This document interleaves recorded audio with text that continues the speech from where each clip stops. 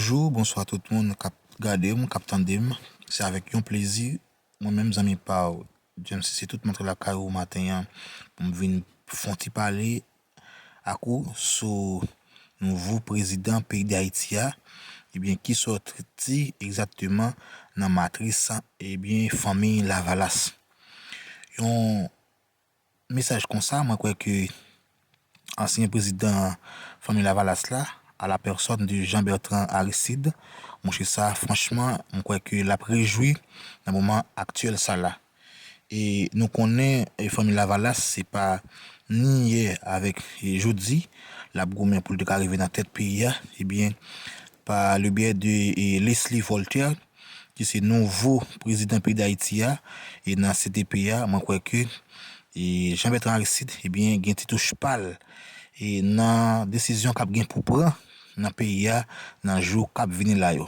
Est-ce que gang yo eh bien yo pral baisser les bras parce que nous connaissons surtout dans quartier populaire yo eh bien et mon cher ça qui dit à la personne Jean-Bertrand Aristide qui en pile monde d'elle dans quartier populaire yo et là nous connaissons et qui Jean bagay yo actuellement dans pays d'Haïti dans Cité Soleil dans Solino dans Belekou dans Bel Air surtout et en pile l'autre zone encore tout dans pays à côté gang yo absimé la terreur moi crois que et décision ça côté que ancien président CTPA à la personne de Edgar Leblanc fils mais pas de signe et accord et côté gain trois nègres qui dans CTPA trois volants et bien yo gain doit tremper dans ULCC et là lui-même les sémenté cette fois il dit lui-même les papes et signé aucun accord les papes désobéir la loi pour ça ta venir gain contrôle pays.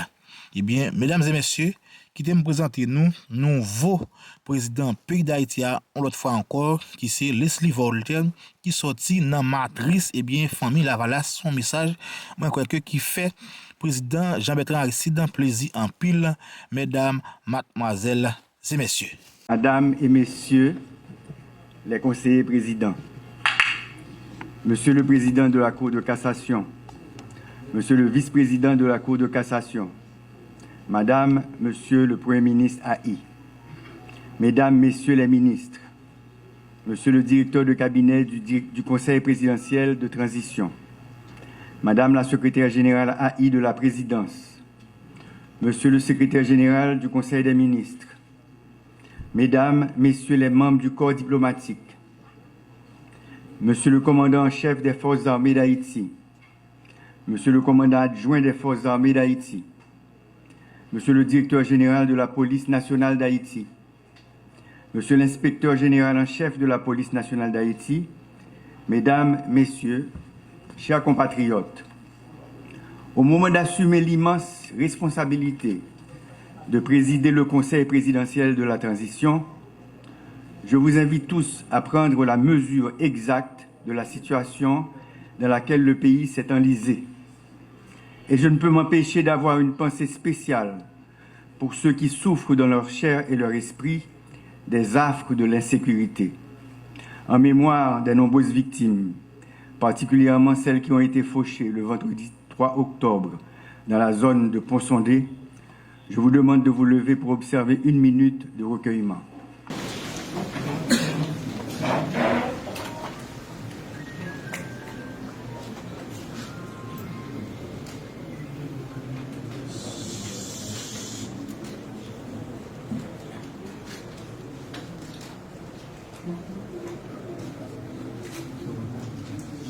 Le temps est venu de réconcilier la grande nation haïtienne avec elle-même pour permettre aux générations futures d'échapper aux horreurs de cette brutalité inconcevable.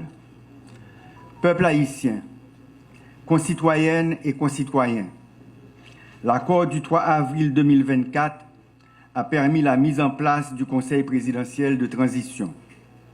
Il est le résultat de négociations laborieuses, de concessions et d'abnégation de la part des acteurs politiques et de la société civile pour restaurer la dignité nationale, rétablir la sécurité, garantir la paix et la stabilité dans le pays, et enfin boucler cette période de transition par la réalisation d'élections libres, honnêtes et démocratiques. Il nous faut travailler ensemble pour faire face à l'urgence de la situation. Le travail est immense. Nous avons énormément de torts à réparer et d'obstacles à surmonter. Nous ne sommes pas satisfaits parce que jusqu'à présent, nous n'avons pas encore rétabli la sécurité pour la population. Mes collègues et moi-même allons continuer à travailler avec patriotisme et dévouement afin de remplir la mission qui nous a été confiée. Le Conseil présidentiel de transition, le gouvernement, la société civile, toutes les forces vives de la nation devront se mettre ensemble pour contrecarrer celles qui rêvent de nous diviser et de transformer des sœurs et des frères liés par le même destin en ennemis. Le temps est à l'union. Le peuple haïtien est à la croisée des chemins. Il est temps de prouver à la face du monde que cette grande nation est capable de créer les conditions indispensables au renouveau tant espéré. Nous devons gouverner autrement. J'ai le cœur serré de constater les difficultés auxquelles font face mes compatriotes, vivant dans l'insalubrité, incapables de manger à leur faim, d'envoyer leurs enfants à l'école, d'assumer leurs dépenses médicales. Ils sont décapitalisés, déplacés, agressés à l'intérieur et à l'extérieur du pays, arbitrairement déportés. Le peuple haïtien en a assez de la violence, du mensonge, de la corruption et des manœuvres déloyales qui hypothèquent son avenir et celui des générations à venir. Sous ma présidence, le Conseil présidentiel de transition va consolider ses acquis et ses structures pour travailler avec plus de transparence et d'efficacité. Le peuple haïtien a besoin d'espoir et surtout de sécurité pour vaquer librement à ses activités. Il nous faut éviter la confusion, la méfiance, les malentendus, les querelles de chapelle. Nous devons oublier nos intérêts personnels afin de prioriser l'intérêt national.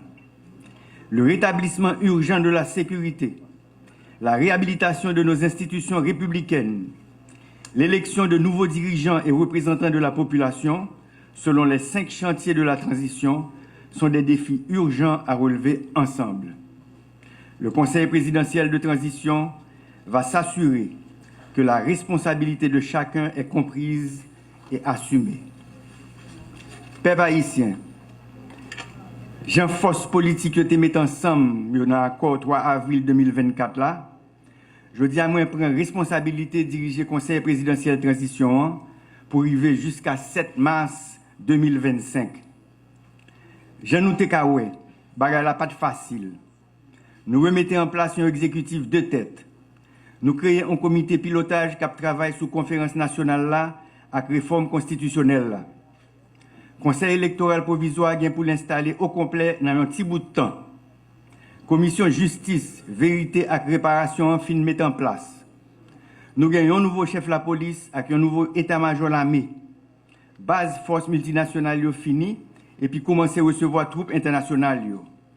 Budget l'État exercice 2024-2025 là validé. Nous commençons à mettre en place programme rentrée scolaire avec assistance pour parents et élèves. Nous recrutons policiers et militaires par nous.